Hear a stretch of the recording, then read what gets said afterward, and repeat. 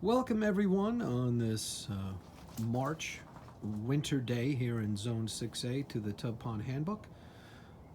Available on Amazon.com, your comprehensive guide to all things tub ponding, water gardening in small containers, and breeding fish outdoors.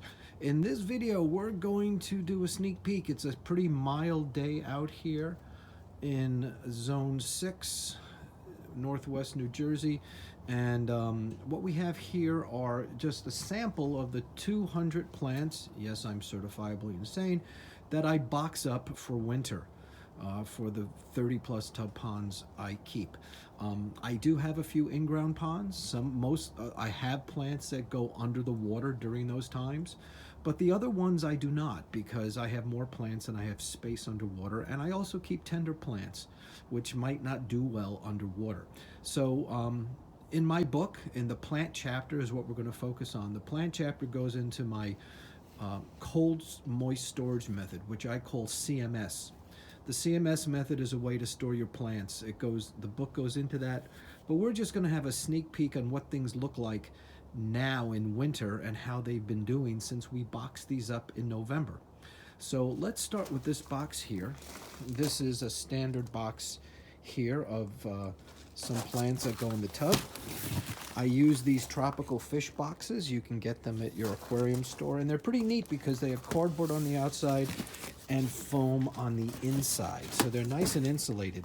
If you saw in the intro, these get stored in my shed here. This is a shed attached to my house under my deck. It drops probably a little above freezing during the winter in here. So, which is fine. Even if you have a shed that goes freezing, you can keep the plants in there. More about that in the book. So let's open this up. Try to stand this over here so we can look at everything nicely. Okay, so first of all, I do use plastic on top because you want to keep it moist, but not too moist, right? And this year what I did, and if you have the new edition of the Tub Pond Handbook, you'll notice I tried to move away this year from putting peat moss down to prevent fungus from happening. If peat moss is a nice way to keep the moisture in but the fungus out, I've gone to Safety Zorb, which is calcite clay. I'll show you what that looks like right here. Safety Zorb, this is my potting bench, is calcite clay.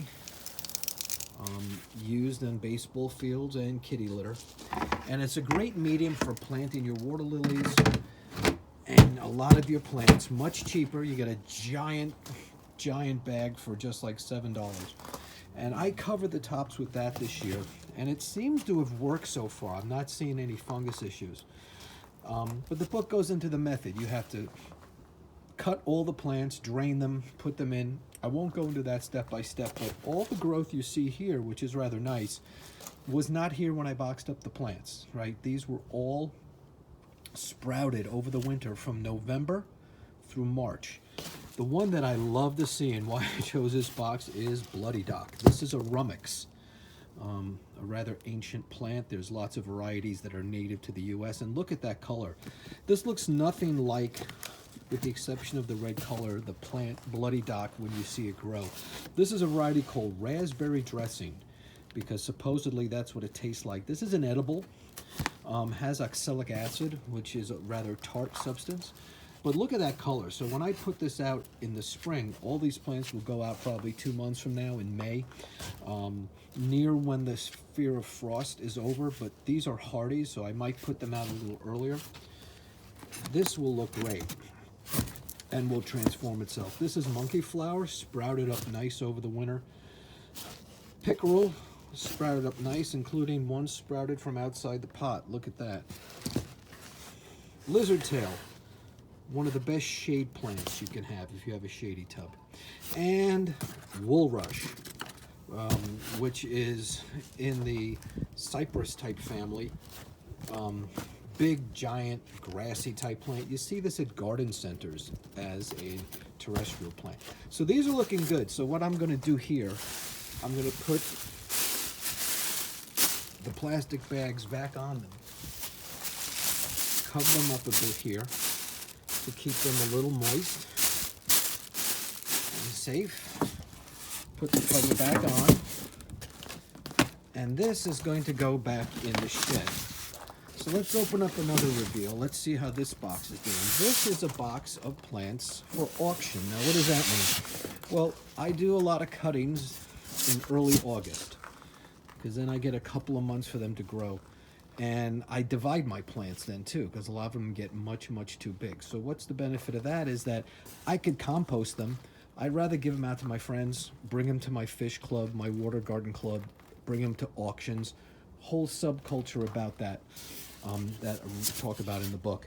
But so these are like little cuttings that were started back in August.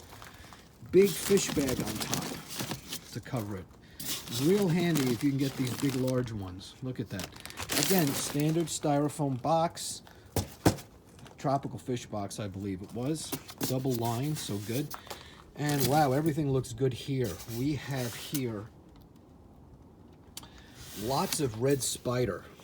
So again, this was just cuttings or the eyes pulled out of a water lily by Kirk Strong, a hardy called Red Spider, one of the best in my opinion. And this was put into these little, I think these are dishwasher bowl containers. Just planted very simply and sprouted a bit. And then when we put them in the box, we cut off all the foliage except for the tiny indicator leaves. And these sprouted over the winter. So these are new sprouts. So we have some nice cuttings to share. Here's Pink Beauty, another great hardy.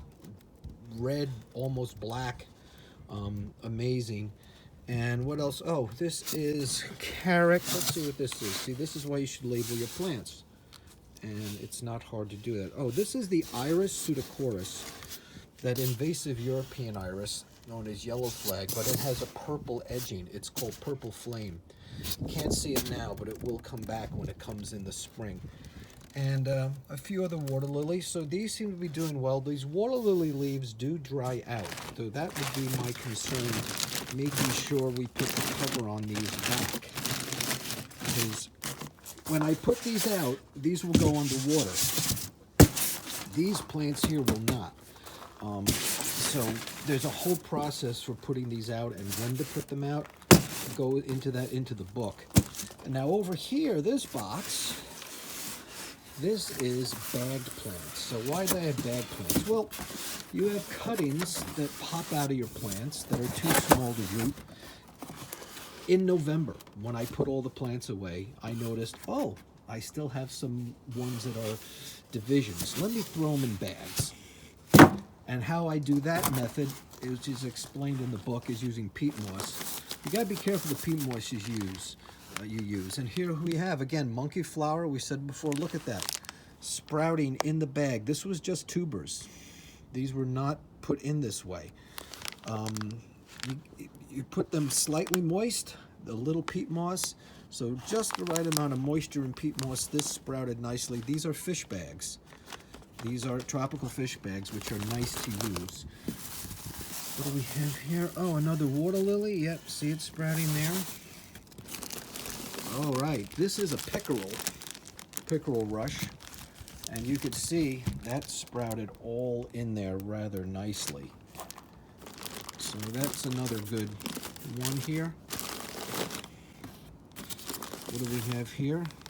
Typha laxmini, you can see the little bit of sprouts. That is a miniature cattail, one of my favorites.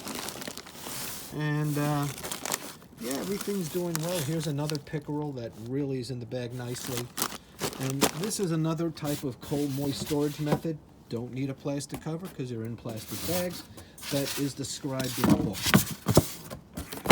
Now there is a fourth type of cold moist storage that I want to check on, because I'm insane and have boxed away too many plants that I have room for. I didn't have enough boxes in my shed. So a couple of water lilies I kept in pots. We're going to pull one out now. That sound you hear is the heater, which I have to have in this room. let's go and take a look, shall we? Back to the potting bench. This is an aquarium stand because I do keep aquariums outside too. So this is, oh, this is Black Princess like we saw before, but this is the original mother plant. Look at that. This was all cut, this was tipped over a little bit, had the water come out. This is the original potting.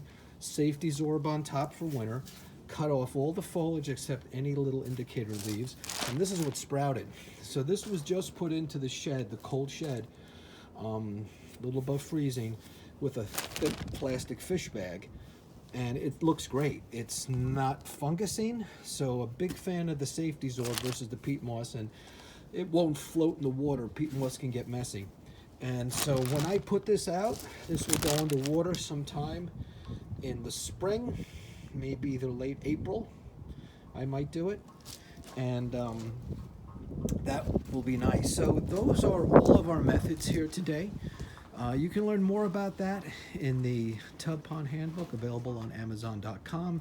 The 3rd edition was written a couple of years ago. It was a major revamp, and we give revisions every year to the book with some new fish and plants. So a new revision is coming out in April of 2023, and always be on the lookout for that. You can find us also on Facebook, and you could comment in the chat bar. So happy tubbing, everyone. I'm looking forward to spring. It's still Armchair Gardening Month, so look at the websites. If you get your Tricker catalog, start planning out your tubs. Think about what fish you want and what plants you want where. And it's still winter, it's still cold, we'll still get some snow, but I'm pretty hopeful. Things are looking good. Take care, everyone. Happy tubbing.